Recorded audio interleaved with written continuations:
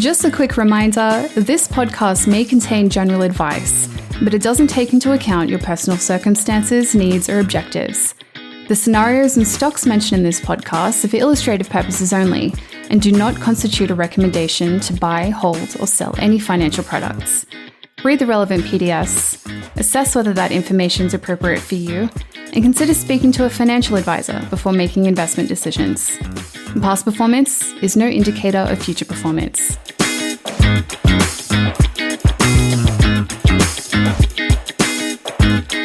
Hello and welcome to episode 22 of Stocks Neat, and today we're talking about the topic of the spring in Australia, fall if you're in the Northern Hemisphere, which is uranium. I'm joined by portfolio manager on our international fund, Harvey Migotti. How are you, Harvey? Hi, I'm good, thanks. How are and yourself? Not too bad, thanks. Not too bad. Not easy out there on markets at the moment? No, it's been a tricky few months, obviously. I read an interesting stat the other day. It's only 27% of stocks have outperformed the S&P 500 this year. This is U.S. stocks. As you can imagine, that number is usually around 50. Half the stocks tend to outperform the index, the other half underperform, and then you get that average, and that's the index. And this is the lowest number in over 30 years. So, unless you've kind of been sitting there in the FANGs and NVIDIA, you've kind of been left behind just because of the weighting of some of those, mega cap names that swing the market. Yeah, it's been interesting, and we're both, there was a period of, we talked a lot about small caps last time we had you on the podcast, actually, and there's been a decent period of performance in the first half of the year, but just the last couple of months, again, a bit of a reversion to what we've seen a lot of still, over the past still sitting 5 years. there at a big historical discount relative to history versus the larger cap names. At some point that reverses. Let's see when. Yeah, great. Well, thanks for coming on today. I ran Sydney Marathon on Sunday, feeling a bit sore and sorry for myself. It was a terribly hot day out there. It was actually the hottest marathon I've ever run in my life. My little hospital stint that we talked about last podcast set me back on the training program. So it was nice to get to the start, but a really hot day out there. We're not drinking whiskey again today, so this has become the worst whiskey tasting podcast that's ever been held. Have you had anything to drink recently for the alcoholics out there that you would recommend? So for our listeners who remember JT, who used to work at Forager, Jeffrey Say, JT, he got married recently, so I was up in the Hunter. I stopped by a nice little winery on the way back called Peterson's, and I think they have just amazing reds. I love their cabs. There's some good entry level wines for, let's say, 32 Aussie dollars that you can pick up there, and some reserve and other higher quality ones as well, if for people that are so inclined. But highly recommended in order from them online. I just actually ordered a few more myself. So yeah, those are fabulous. If anyone sees one in a store, I'd recommend picking one up. Well done. Well, hopefully sometime soon we're a little bit less busy and can actually enjoy a drink while we record this podcast as well.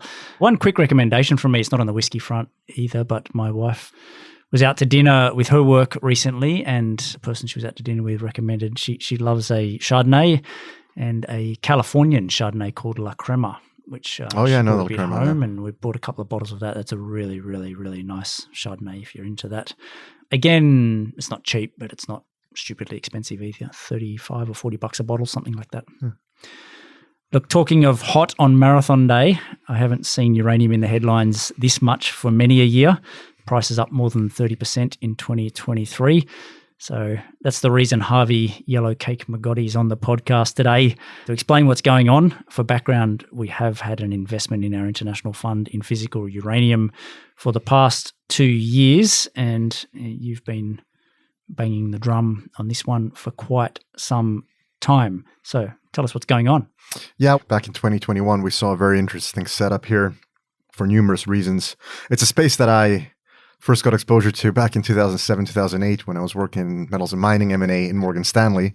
So I won't name any names, but you can imagine that uranium back then was pretty hot, and there's lots of M&A going up in the space and people buying mines and whatnot. Yeah, since then it's almost done a 180, I guess, from going from a period where you were investing a lot in high prices. You went through a period where there's been no new mine supply and prices, at all rock bottoms, and It's been a tough few years, but everything seems to be changing at the moment. Yeah. And, it's been a big move in the uranium price. And obviously, whenever something like this happens and I see with the likes of Wall Street Journal, front page articles about uranium price and nuclear energy and so forth, I do start to get a bit nervous. There are more and more investors talking about it and writing about it. That always makes one question, you're obviously not alone in the room thinking the same way, but we really do like the story here. Even now, even post the move, there's a nice kind of setup here. Yeah, a little bit like the gold bugs that are out in force on Twitter every time the gold price is up 10 or 15%, telling us how many swimming pools of gold there are in the world. It's a pretty vociferous crowd of people that are positive about uranium. And there's a couple of different, narratives going on here. And one really big one is the role that uranium could play in the energy piece as we transition to a less carbon-intensive source of electricity. There are lots and lots of problems that are widely discussed with the intermittent nature of renewable energy. And uranium is seen as an answer to that. What are your thoughts on that argument, and how important is it here to the case for uranium itself? Yeah, for me, and I've been shouting this from the rooftops for the past 10 years, but this clearly to me is the solution to reducing greenhouse gas emissions and a cleaner, safer form of energy. It always has been. I think, I don't want to get into politics too much, but the politics and the political will to do it was moving in the other direction, actually. People were talking about shutting down reactors, and, Fukushima obviously didn't help sentiment.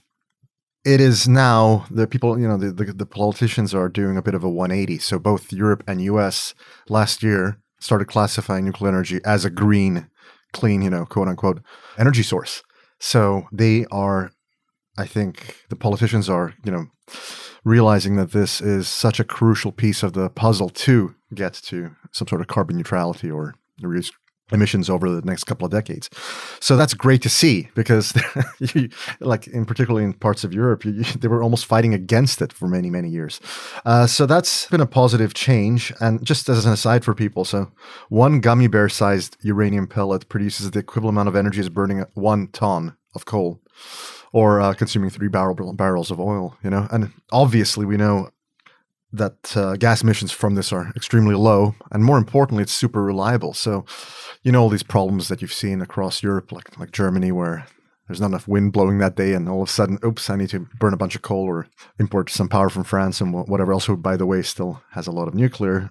It's a very highly reliable energy source. So, yeah, for those who remember their high school physics, we were all taught that formula, Einstein's formula of E equals mc squared, but you just mentioning that gummy bear just made me think about the consequences of it. C in that formula is the speed of light. Yeah. And the formula said energy is equivalent to the mass of an object. It has the energy equivalent of mass times the speed of light squared, which is an enormous, huge number. But obviously getting the energy out of mass is not a straightforward thing, but it is an amazing concept in terms of the world's energy problems that I think if you found it today and someone came out and said, we've got this new energy source that can produce this much enery from this much material, we'd be dancing in the streets and talking about how that's right. Forget is. about putting wind turbines up. Everyone would be doing that to the extent they could. But look, I think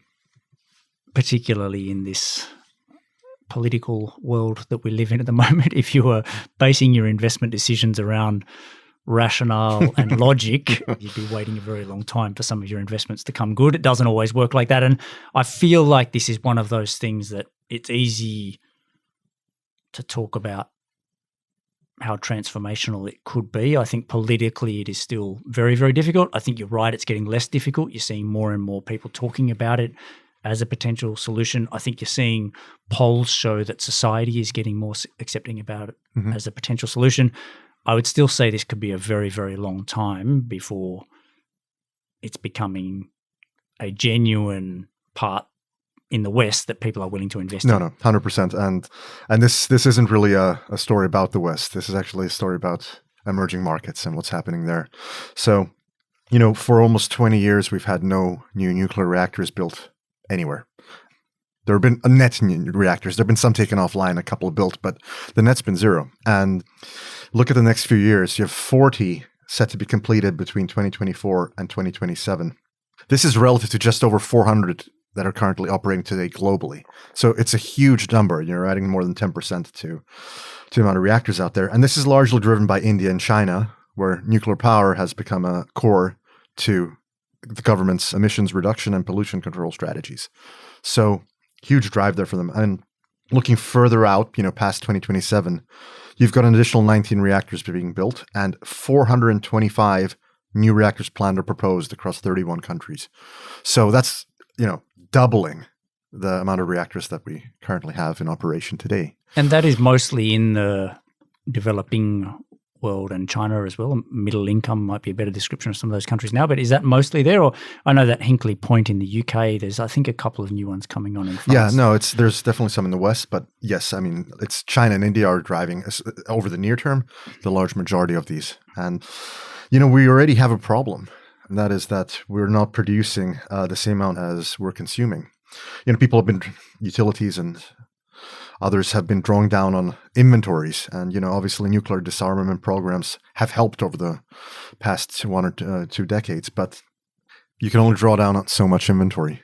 And you need that production to step up. And we're in a significant shortfall, especially as these new reactors come online. That's set to kind of get worse. Now, we're in a world where the sector's been so hated and capital starved for so many years.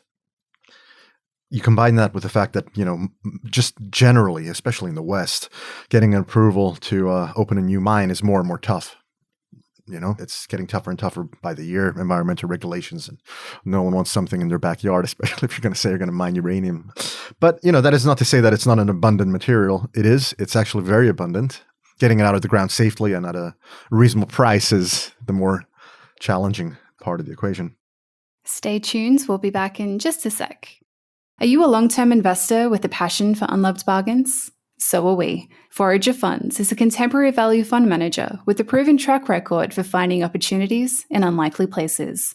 Through our Australian and international shares funds, investors have access to small and mid-sized investments not accessible to many fund managers, in businesses that many investors likely haven't heard of. We have serious skin in the game too, meaning we invest right alongside our investors. For more information about our investments, visit foragerfunds.com. And if you like what you're hearing and what we're drinking, please like, subscribe, and pass it on. Thanks for tuning in. Now, back to the chat. Just back on the consumption side of things, I mean, and this doesn't surprise me, that this market, from my understanding, and a little bit of, I guess, interesting side story here, when we started talking about this podcast and just writing our most recent monthly report, I remembered that we'd written up something. I was thinking back to, I've heard this whole story before. It's been doing the rounds for quite some time. And we had actually written up an idea, and I went and found the note on our file system here on an Aussie company called Silex Systems, which was trading at a discount to net cash back in 2014. And we'd made the case then for it to grow. But back then it was really a long-term contracted market. There wasn't, the spot market for uranium didn't really exist. And I think some of your numbers... It's still small. It's still like 10 to 20%, depending on the year, sometimes less. But the generators have gone from having 5 years of inventory to having 1. Why have they let that happen? Like, why have they become as exposed or soon to be exposed to the spot market? It's a good question. I guess, for 13 years, you haven't had a problem getting supply. Prices were low, and it's a small portion of their overall expense. So it doesn't sound like it's a focus. I mean, I'll give you a little anecdotal point that I heard from someone who attended the Energy Association conference, which was, I believe, last weekend. He said that he felt that a lot of these utilities and buyers just had a significant amount of complacency. I mean, I kind of find that hard to believe. You live and breathe this, and it sounds weird, but maybe that's just the case, and it's a small portion of your overall expense, and it's been so cheap for so long that you kind of haven't bothered. Yeah, and you've been on the wrong side, I guess. The spot price has been lower than what you've been paying for a very long period of time. And people are probably sitting there thinking, I wouldn't mind a bit more spot exposure than what I've got at the moment. Sorry, just back on the supply side of things then, there's an Aussie company called Boss Energy, I think, that's just restarting a uranium mine in South Australia that was in production back in the early part of the 2010s. I think there's another mine in Canada somewhere that's restarting as well. I mean, how much mothballed production is there that can come back online pretty quickly before you start worrying about developing new mines? Yeah, well, I mean, at a uranium price of 60 to 70 per pound, it's no longer uneconomical for some of these miners to operate. So you could get a chunk of that, and it does bridge the gap a bit, but you still have a shortfall when it comes to the amount we're consuming. And that is today. Obviously, that consumption is set to go up quite a lot over the next couple of years as these new reactors come online. Yeah. And have you seen an estimate anywhere of what, if someone was thinking about an undeveloped mine at the moment, what sort of price is the price that's going to make you go, this makes sense for me to deploy a whole heap of capital and take on a whole heap of risk in this market? Well, I mean, when you think about existing mines coming back online where you've already spent a lot of the capex, that number is generally between 50 and 75, just depends where you are. That's dollars per pound. I mean, you'd imagine that you'd need something closer to 100 for you to actually go out and spend the money on a new mine, right? Yeah, so absolutely. Yeah. And I guess Boss restarting now that the uranium price is above 60, I think they're talking about $25 a pound all-in sustaining cost, which from my experience in the mining space probably means it's at least $10 more than that in terms of the real cost. And you can see this production starting to come online, which suggests this is the marginal price that works for an established asset. It's got to be higher than this for someone to go out and risk a whole heap of capital in a new one. I think so. And I guess the thesis here, and I think the upside hope for us that is that in the interim, the spot price could be substantially higher than what that incentive price is, just because there's not enough of it. Definitely. And, something interesting that's happened, this is a recent phenomenon over the last 2 years, but, we have Sprott, Physical Uranium Trust, you've got Yellowcake PLC, ANU Energy. These are investment trusts that have launched over the last couple of years that are buying physical uranium. So just to give you a data point, Sprott has, over the last 2 years, Sprott's purchased 62 million pounds of uranium. And by contrast, total annual global demand is approximately 175 million.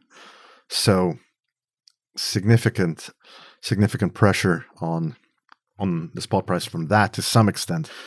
And obviously, that can work both ways. And if people start selling these or redeeming, then they're starting to sell that on the market, and it cuts both ways. But it's another new source of demand that was not there 2-3 years ago. Yeah, that's actually the investment that we've made in our international shares fund a couple of years ago, was in the Sprott Physical Uranium Trust. Obviously, if you think the uranium price is going up, there are quite a number of listed options for people. And that Silex that I talked about, that Australian listed company, the share price has gone from 50 or 60 cents to $3 as the uranium prices has run up. Why own physical uranium versus a uranium miner versus, Silex is not even a uranium miner. It has third derivative exposure to the processing of uranium. Very, very interesting business, by the way. That's a CSIRO technology for converting yellow cake into actual usable uranium using lasers rather than centrifugal processes. And that technology is a potential solution to some very big problems out there, particularly in the West, because a lot of this is getting done in Russia at the moment, and they basically just get a share of the profits that come from doing that into the future. So it's a very, very interesting piece of technology and an interesting business, but at the moment not generating any revenue. So gone around in circles a bit there, but back to my question, why physical uranium versus the other things that are exposed to it here? Yeah, look, we had this view on the supply and demand dynamics on uranium when this price was just under $30 a couple of years back, and this felt like a good way to express that view. It's a liquid asset. We could invest in decent size, and whenever it comes to these small junior miners, especially ones that aren't actually producing anything, which is one of the ways to invest here. Obviously, there's Kazatomprom and Cameco that do produce, but we're not going into all the issues that you get by buying an asset in Kazakhstan. And Cameco it's not just a pure play uranium producer either. So you look at some of these smaller names and companies, and what you will find, and we've seen this every single cycle and across commodities, some will do well, and some will have cash cost overruns, mine problems, all sorts of issues, and you'll lose money on those investments even though the underlying commodity price goes up. So in this instance, we just really wanted to keep it simple. And that's what we did with Sprott, and Sprott is as simple as it gets, I would say, when it comes to uranium price. We actually, many years ago, I didn't own the stock personally, but at Intelligent Investor, we had recommended a stock called Croesus Mining. This is back pre-GFC times, on the basis that the gold price was going to go up and that this company would make a lot of money. The gold price promptly doubled, and Croesus went bust from a hedge book where it had production troubles. It didn't produce enough gold to meet its hedge book. It had to go and buy gold on the spot market at twice the price that it was selling for, and the thing went into bankruptcy. So someone said to me, read our report in the newsletter and said, so you think this is the best way of going about it? I don't think that's necessarily true. I think there are people that have expertise in looking at mining stocks that might be able to work out ways of making more money than just the simple way that we're going about it. I think it's the best way for us and our skill set at the moment. We have had a pretty good look at some other options as well, and I certainly wouldn't rule out other options here, but it's a really nice, simple way that if we're right, we're going to make money. And, if the price were to go back to $50 or $40, where you've got a lot of these marginal players are not making money anymore, you haven't lost too much by actually owning the physical commodity itself. Exactly. 100%. And I actually think if you like gold as a inflation hedge, it's a lot simpler just to own gold than it is to own a gold miner. And the correlation over longer periods of time has actually not been that strong. It's typically quite strong over the short term. But at least in gold, I'd say you have some really top tier assets out there in the world, Barrick, etc., right? You don't necessarily have that in the uranium space. They aren't there, right? Yeah. It's too small, and lots of companies went bust and so forth. So you don't even have that option to some extent. You're going for the juniors, the explorers. It's an option. It can make you a lot of money, and it can also lose you a bunch of money. So yeah, and I even think there in gold, it's the thing that you're trying to protect yourself against is also a problem for the miners. So if you do get lots of inflation, you tend to have inflation in your cost base as well as the gold price going up. Definitely. You don't necessarily get the benefit that you thought you were going to get. So it's been a very interesting little exploration of a small part of our portfolio. Harvey, what's coming up for you over the next couple of months with the other 97.5% of our portfolio? We're actually over 3% in Sprott. Okay, so take that back, 96 point something percent. Yeah, so it's an interesting period where obviously it's coming towards the end of the quarter, so generally quiet, at least especially in the US, but a number of investor days coming up over the next few weeks, and we've been using this time to look at some new ideas, which we've been discussing, as you know, over the past few weeks. Some of them will make it in the portfolio. In November, we have we have a trip to Chicago, where we're seeing a number of companies over a period of 1 week. That should be really good. Some great meetings lined up there, and I think some on-the-ground diligence as well in terms of stores and seeing how demand's holding up for various end markets that we're exposed to through our investments. So yeah, quite a few stocks already in the portfolio that we're able to meet with over there, which will be great to have some management catch-ups, and then pretty long list over the week of interesting prospective companies as well. It's the flip side of what you mentioned earlier around the bifurcated nature of this market that we're in, is that there is actually still, we've got a pretty long list of potential new ideas at the moment that we're juggling priorities and thinking about where we want to spend our time. But there's lots of things trading near their lows and multi-year lows in terms of multiples of earnings and things. So it's good to have a nice quiet period. It's going to be great to meet with a bunch of those companies as well, and punch out some new research definitely. and get some new stocks into the portfolio. No, it's gonna be a good trip. I'm excited. So looking forward to it as well. You're flying Qantas? Yes, yeah, that's right. Poor old Qantas. Here we are. It's a pylon, isn't it? It's a pylon. Thank you for tuning in. It's been another episode of Stocks Neat. Don't forget, if you're not already signed up, to register your email address if you want to get a copy of those monthly reports and hear more of our thoughts on topics like the one we've been discussing today, the case for uranium. Just go to our website, foragerfunds.com and put your email address in there. Thanks for tuning in, and we'll see you next time. Thank you.